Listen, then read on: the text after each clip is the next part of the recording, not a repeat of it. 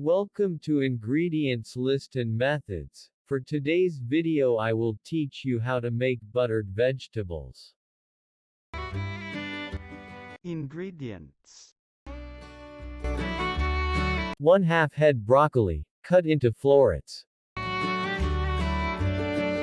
1/2 head cauliflower, cut into florets. 1 large carrots, sliced. 1 cup snow peas. 1 cup corn kernels. Salt. Sugar. Freshly ground black pepper. 1/3 cup butter, melted. Instructions: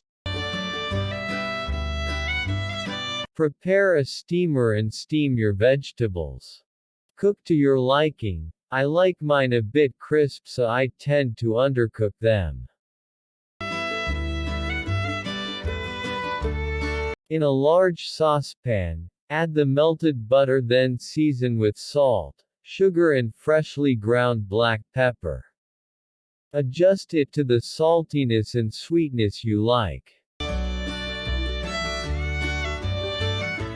Drop in the steamed vegetables and mix it to coat your vegetables evenly. Serve. Thank you for watching Ingredients List and Methods.